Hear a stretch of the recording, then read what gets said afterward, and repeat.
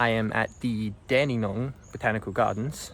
Got some flowers I don't know the name of. You can probably hear some bird calls as I'm walking.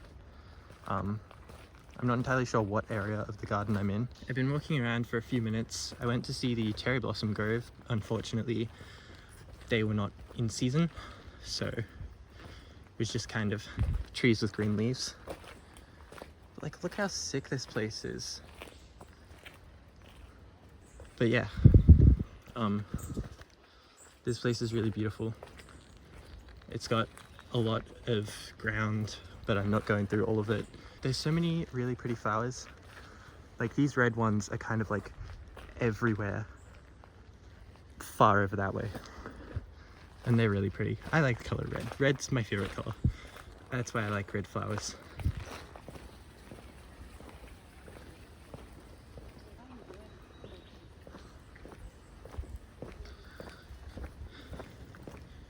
Yeah, I am trying to make my way to the exit, but I'm pretty sure I'm going in the wrong direction. I'm not sure what this area is. I know that a lot of the areas have names, but I got no clue what they are. That sign says the Australian Cloud Forest Collection, whatever that means. So I think the Cloud Forest Collection was back in the other direction, but this also seemed interesting, so I'm gonna go up it. This installation. Let's see if we can find out what it says. The Waratah Sculpture. Imagine having an inside-out view from the heart of a waratah flower. As you turned around, the petals would stand as walls, closing you in on all sides, but then there would appear to be a sweet spot in the center, where everything is resolved and you'd have a clear view out to the garden beyond. I could read the whole thing, but I don't want to. There's a camera up there, so that's kind of weird, but yeah. Gardens are really pretty. Who'd have thought that we could make such beautiful things like this, and then some random Japanese guy makes kukulane.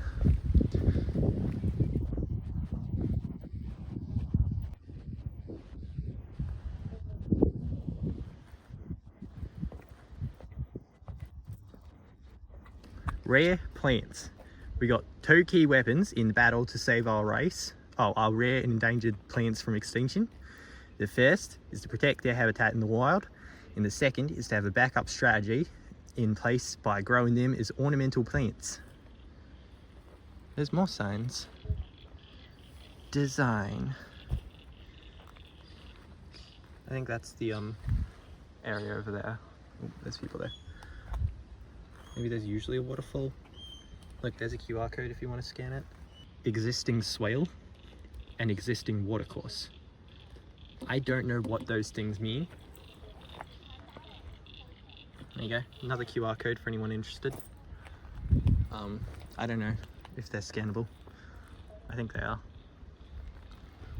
My phone takes pretty good videos. Oh, there's people. I want to go to the right, but there's people there, so I'm not going to. But yeah, there's the installation, and there's that bit to the side. Screw it.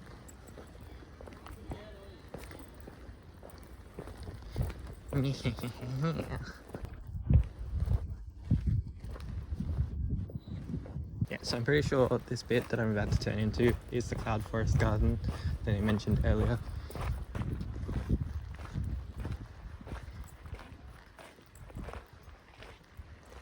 Look at that. Perfectly split rock. Zoro and Tanjiro must have been training here. Oh, there's another one. I didn't even see that.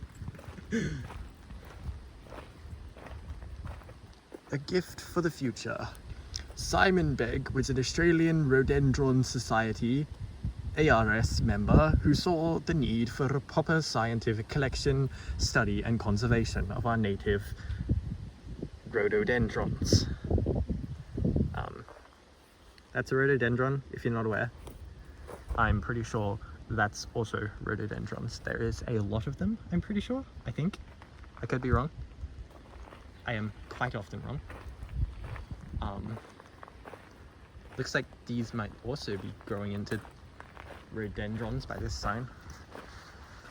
North Queensland tropical mountain cloud forests are home to Australia's only 2 native rhododendrons. Until 2022, it was thought that only 1 species existed. However, the differences in genetics and flower features were enough to recognize 2 separate species. Yeah, that's pretty cool. Thank you for whoever did the voiceover. That definitely wasn't me and was totally some like science guy that knows what the heck he's on about. This is stupid. All of my bits are stupid. I have done 2 bits, I think, maybe 3 at most, and all of them have been stupid. Just taking a short break on this bench here. If I do that, maybe you can see that it's a bench. Yeah, anyway. Just to say, if you've made it this far, consider liking and subscribing, you know? You don't have to, but it is free on YouTube to like and subscribe, so, you know, you're not really losing anything. Alright, I'm heading back along a path that I've already been through. Like, I came up there before. I'm pretty sure where I was with the, like, installation in the lake is up that way. I think the exit's that way, but I did see that just down there is another lake with like a little veranda thing, and I kind of wanted to go to that. But there's also another little veranda here. Ooh, is there someone there? There's no one there. Okay, cool. Yeah, but there's like a few of these scattered about as well. I don't know why I'm really telling you this. Just in case you're ever at Australia, at Dandenong, and you're like, maybe I should go to the Botanical Gardens. But oh wait, I might be part vampire, so I gotta have a lot of shade, you know? There is a lot of shade. There is a lot of these about. It is also quite bushy. There's a lot of trees and stuff. So it is pretty shaded if you're half vampire. If you're a full vampire, you'd probably still die. Yeah. I got vampires on my mind lately. I was watching Kizumonogatari the other day. I've been considering rewatching Twilight just for the hell of it. Yeah, and you know, start of November, Halloween was about a week ago, so that's possibly also part of it. Lake and toilets. Ain't that nice? Chelsea Garden shortcut. Alright, sweet. Oh, look at this. Nice little bridge. Australia is really a beautiful place. And it kind of sucks that there are still some people out there that just see it as desert and outback. Because, like, yeah, sure, that's a decent part of it. But, this is also a decent part of Australia. Botanical gardens. There are a lot of botanical gardens in Australia. I've been to a few ones. Some good ones that I've been to are the, God, my brain just stopped. The Wilson Berwick Botanical Gardens. Those ones are pretty good. That one's pretty good. And is it Queen Elizabeth or Queen Victoria? There's botanical gardens in Melbourne. One of the two. Queens. Those ones were really good as well. I might even, like, as I'm talking about this, show some photos that I took when I was there. Because that was a while ago. And look, that's the veranda that I was just at. Yeah, I do a lot of walking when I'm taking photos. Which is good, because it keeps me nice and fit. I say, barely holding on to my breath. Look at that, more flowers. I think there's some sort of playground around here. There's also the Chelsea Australian Garden. But I'm pretty sure there's a playground, like up this ramp. I can't tell. Either that or there's just a loud family, which is also fair. Yeah, but there's another path up that way, and I think up that way is to the play area. I don't really know. Oh, I think that was the Chelsea Garden. Because that was a lake I was at before. Oh, okay. I might not go down there, but anyway, yeah, there's some more photos of it. There's the installation again. Right there. Oh, that was too far. Yeah, I guess we're going up here then. Keep it low. Where am I? Wait, what's the difference between the Chelsea garden and the Chelsea Australian garden? Ooh, a frog. I don't know what breed of frog that is. Oh, this is just talking about the garden. There's some people up there and I feel like they're judging me.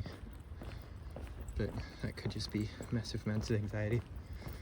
Because that's another fun thing. That's the reason why I haven't started doing this earlier, is building up my ability to talk to my phone in public. Because I sometimes panic just trying to like answer the phone when someone's actually on the line. But here it's basically like I'm talking to myself. A sensory garden. Now, this is dangerous because the last time I was in a sensory garden, they showed a rock and it said you could feel the rock with all of your senses, and they listed taste as they were listed as the listings on the rock. So I licked that rock and let me tell you, I've tasted better rocks. See? Smell the flowers, feel the foliage, listen to nature, see the beauty, taste when invited by a guide. Last time I was in a sensory garden, it just kind of said taste. Yeah, but I licked the rock. The weirdest thing is the sign that said taste specifically was right next to the rock. Oh yeah, feel the foliage. That's right. Oh wait, if I'm trying to feel it. Just realized it's doing a bit about feeling it. What else is it? Yeah, I can certainly smell the garden. Look, there's a little table up there. I can hear nature. I don't know how well that's picking up on my phone. You can probably hear me more than anything. Are they coming up this way? Alright, there's the other telephone. There's this little like table here too. That's kind of neat. I should sit on it.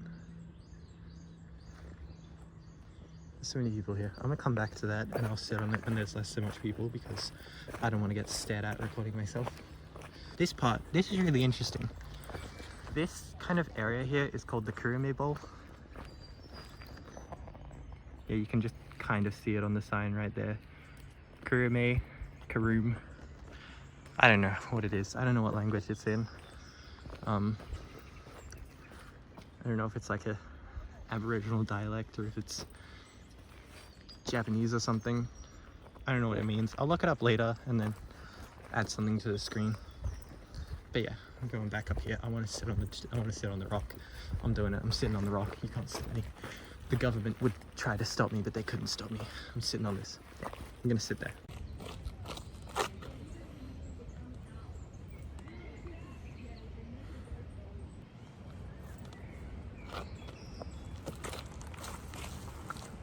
I give it a 1 out of 10 for comfort. Not 1, 7 out of 10. I can count, I swear. Here's another view of the Kurume Bowl.